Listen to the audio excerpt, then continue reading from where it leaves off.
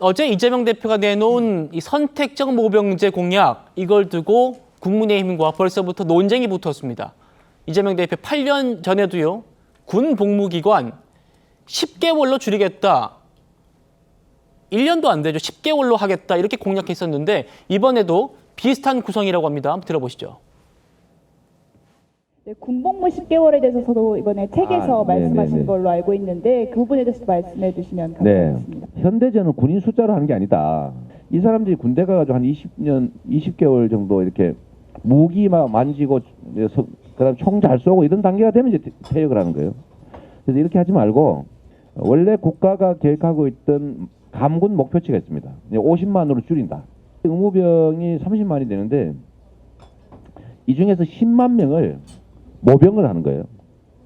그래서 전문 전투 요원으로 양성을 합니다. 의무 복무병이 20만으로 줄어들다는 거죠. 요렇게 하게 되면 복무 기간도 의무 복무 기간도 줄이고. 성춘 부장님. 예. 이재명 후보의 이번 대선 구상도 7년 전과 비슷한 것 같습니다. 그러니까 단독 보도에 따르면은 징집병 복무기간은 지금 18개월인데 이걸 10개월로 줄이고 모병 복무기간을 36개월로 한다라는 건데 국민의힘에서 이렇게 반발하고 있어요. 안보까지 팔아가지고 또 표를 얻겠다는 거. 포퓰리즘 아니냐. 저출생 속에서 가장 걱정 많은 것이 우리 군인데 이 와중에도 선택적 모병제로 국가 안보까지 팔아서 표를 얻겠다. 이재명 씨 포퓰리즘에 입이 쩍 벌어진다. 이렇게 비판하고 있습니다. 그럼 윤희숙 원장의 대안은 뭔지 좀 듣고 싶네요. 대안을 좀 달라. 얘기하면서 얘기를 해야지. 지금 대한민국의 저출생 문제가 전 세계에서 가장 앞서고 있는 아주 심각한 문제 아닙니까? 그러면 갑자기 내일부터 우리나라의 출산율이 뭐 기적적으로 갑자기 극적 반전을 해서 출생률이 갑자기 높아진다 하더라도 향후 20년 동안은 군대 입대하는 인원은 무조건 줄어들게 되어 있습니다. 그들이 군대 가려면 시간이 필요하잖아요. 그렇기 때문에 그럼에도 불구하고 지금 출생률은 계속 낮아질 것으로 회복이 안 될 걸로 지금 다들 예측을 하고 있는 상황이기 때문에 그런데 지금 그 징집병의 복무 기간을 18개월로 10개월로 더 줄여버리면 더 줄일 수 있죠. 그렇기 때문에 그 네. 줄이는 것과 함께 그래서 선택적 모병제 대안을 고민해야 된다는 겁니다. 그렇게 되면 그냥 징집제만 유지하고 지금 복무기간만 유지한다고 해서 지금 문제를 해결할 수 없다면은 그런 모병제로의 전환, 선택적 모병제로의 전환 이런 것들을 다양하게 놓고 고민을 해야 된다는 거죠. 그렇게 해야 지금 인구가 줄어들고 있는 상황에서 징집제로만은 지금 국가 안보를 유지할 수 없는 상황이기 때문에 그렇다면 지금부터 누군가는 과감하게 이런 논의를 해야죠. 사실 제가 기억하기로는 대한민국 대선에서 이 모병제와 관련된 논의가 나왔던 거는 제 기억으로는 2012년에 처음으로 나왔었거든요. 네. 그때도 상당히 반발이 심했습니다. 그 당시에는 인구가 지금처럼 심각한 저출생 문제가 아니었기 때문에 좀 그렇게 반발이 심했었는데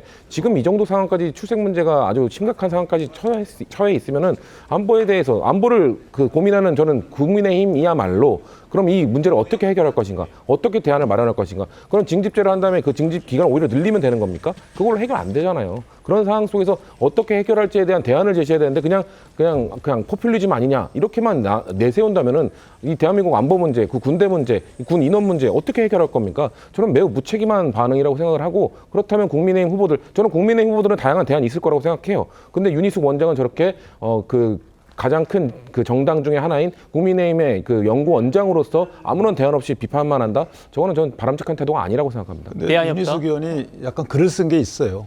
그냥 비판 없이 말씀하신 건 아니고 이게 옳은지 그른지를 떠나서 윤희숙 의원은 지금 부사관인 직업군인들도 이탈이 심하기 때문에 네. 부사관에 대한 처우나 아니면 부사관들이 계속 근무할 수 있는 여건 개선 없이는 저 인원도 유지하기 어렵다는 거예요. 또 하나는 18개월에서 10개월로 줄이게 되면 그런 의무병 같은 경우는 군대 안 가는 게 낫습니다. 왜냐하면 경계 쓰는 것 이외에는 할 수 있는 게 없거든요. 그렇다면 굳이 청년들을 군대 가둬둘 이유가 없는 거잖아요. 따라서 윤희숙 의원은 이제 유무인 이 전투 체계를 좀 체계적으로 확립을 하고 지금 2040년경에는 의무병 15만 명, 직업군이 15만 명인데 오히려 의무병 15만 명은 그렇다 치더라도 직업군이 15만 명을 유지할 수 있는 유인책을 좀 마련해라. 이것이 진정한 국방개혁이다. 이런 취지의 주장을 하고 있다. 덧붙여드립니다. 예, 지금 병사들 월급이랑 부사관들 초임 월급이 거의 비슷하기 때문에 지금 부사관들 직업군인들이 지금 유인이 없다는 거 아닙니까? 이게 지금 문재인 정부에서 병사들 월급을 그렇게 크게 올려놔서 그런 현장에서의 문제점도 있다는 보도도 봤습니다.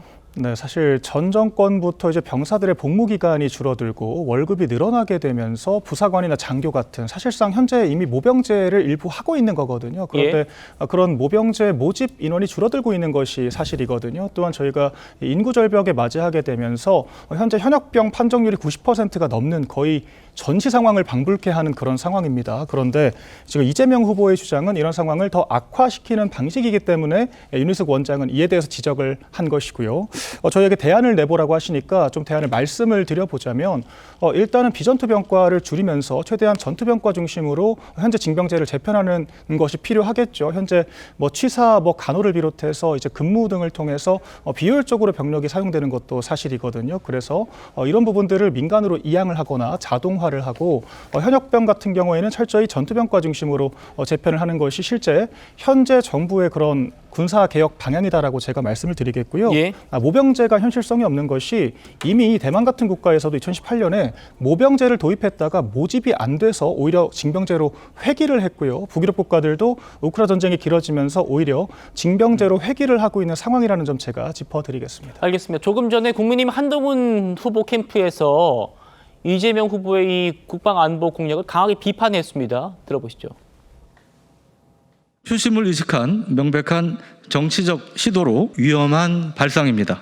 국가안보가 걸려있는 중대한 문제를 그저 돈으로 해결하라는 안보 포퓰리즘 정책에 실소를 금치 못할 지경입니다. 이재명 후보의 주장대로 병 복무 기간을 10개월로 줄이자는 것은 군대 보고 전투를 아예 하지 말라는 이야기와 크게 다를 것이 없습니다. 북한의 도발은 나날이 진화하고 있는데 소총 한자로 능숙히 다루지 못하는 병사들을 데리고 과연 우리 국민의 생명과 재산을 제대로 보호할 수 있겠습니까? 지금은 병사들이 복무기간 단축을 검토할 때가 아니라 속수무책 무너지고 있는 초중국 간부들이 군 이탈 러시를 막아야 할 때입니다.